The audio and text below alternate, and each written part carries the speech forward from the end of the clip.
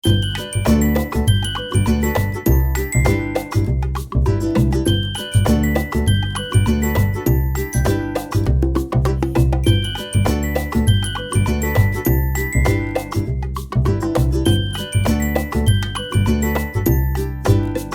mag-caramelize tayo ng sugar para sa ating leche flan. Sa akin, ito nang binibili ko. Diretso na yan. Nilalagay ko na dyan sa aking burner. Tapos, panainitan na. Yan. Yun guys, nagsistart na siya mag-caramelize. So, yung isa din.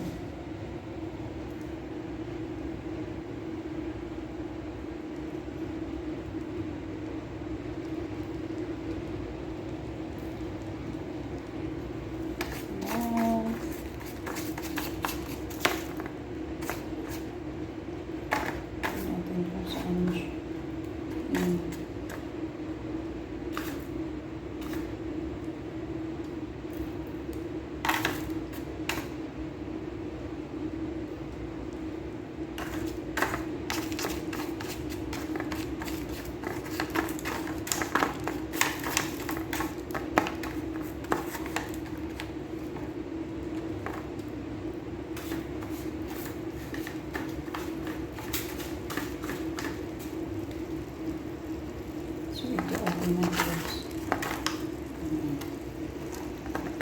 Pangit din pag masyado siyang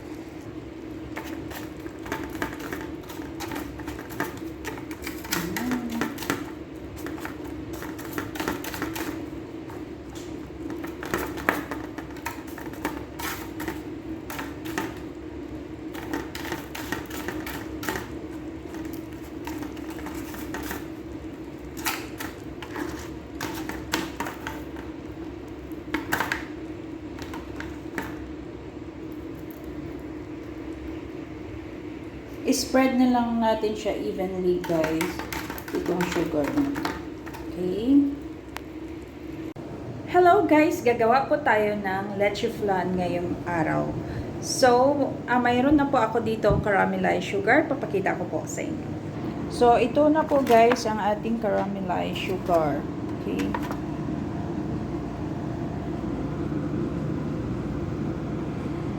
Ito na yung ating eggs guys. Okay, 10 pieces yan. Then, Saudia milk. 2 piraso. At isang condensed milk. Okay, mimix na natin siya. Ang gagawin natin today, whole eggs, guys. First time ko to. Hindi ko pa siya na-try actually. So, tingnan natin kung okay din naman. Kasi sayang din naman yung egg whites.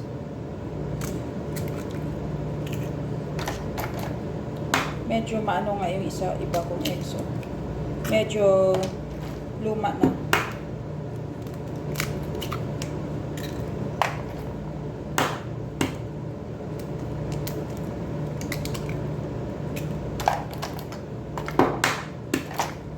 O, diba guys?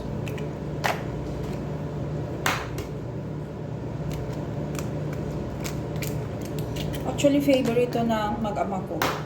Lalo na yung asawa ko, favorite niya.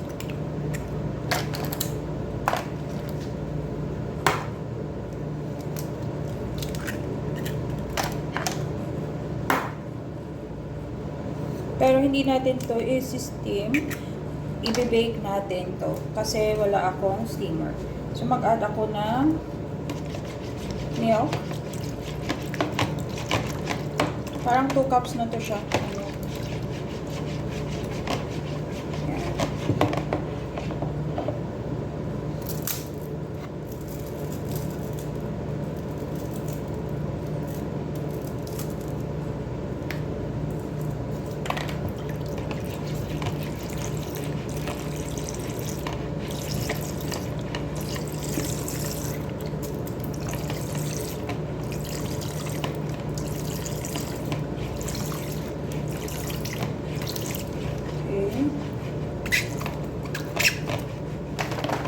Isang milk. Itong milk natin, marami to.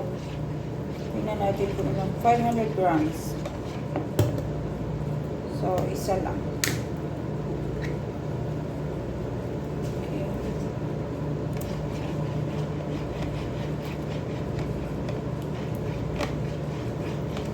Halo-haloin lang natin siya, guys.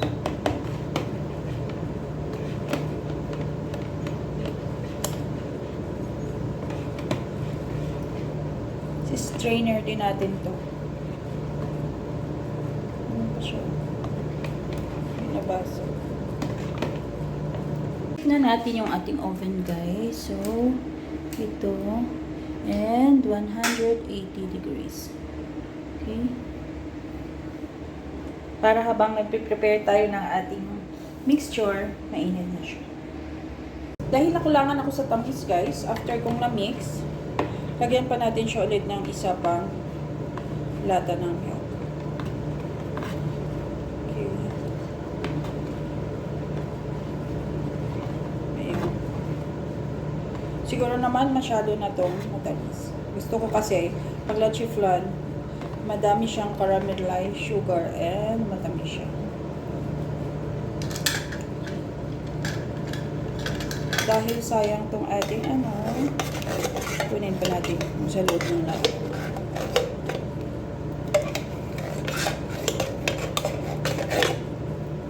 Okay. Okay na siya. Then, strainer na natin. Ay, sorry. Strainer na natin. Strainer natin siya. So, ito yung gamitin natin na strainer. Unti-unti lang.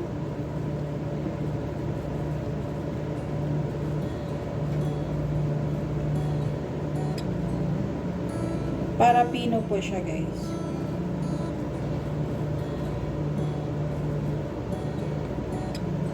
Ayan.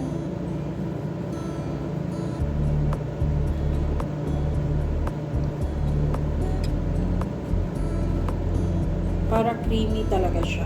And pinong-pino.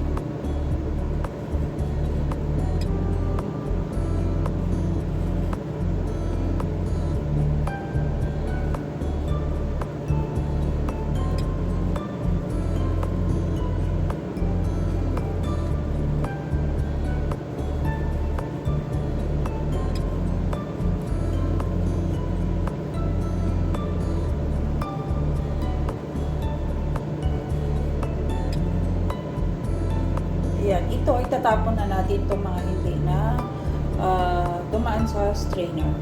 I mean, itong mga residue niya dyan sa taas.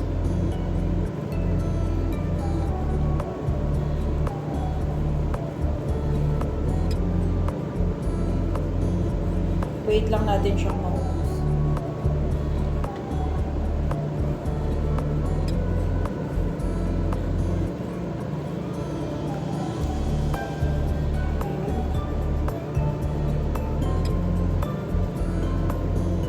Ayan. Ito, itatapon na natin. So, yan ang nagawa natin, guys.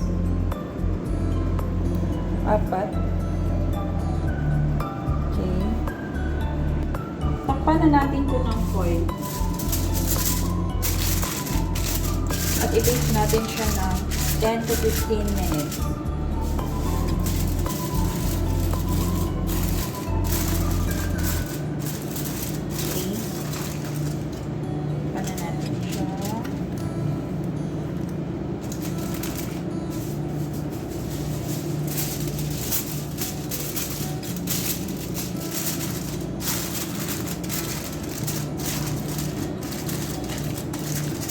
Kasi pag na-over din to siya, guys, ng bake, hindi siya masarap.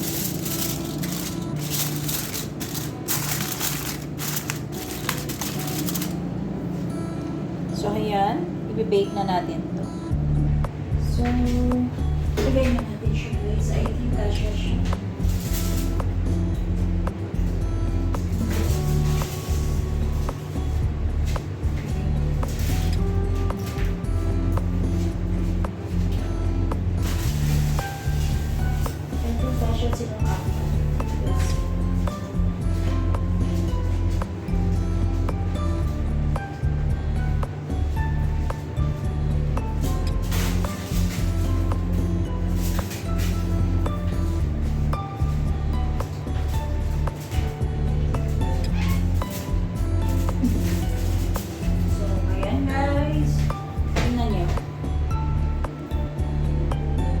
Tingnan nyo guys, yan na siya sa loob ng oven. I-close na natin to. At mag-wait tayo ng 15 minutes. Actually guys, ni-bake to natin ng mga 1 hour and a half. Kasi siguro dahil dalawa nga yung milk, hindi siya na kaagad, naluto kaagad. Anyhow, masarap pa rin siya at creamy. And that's all for today guys. Thank you for watching. Don't forget to like and subscribe on my channel, Pink Mom RN. God bless everyone!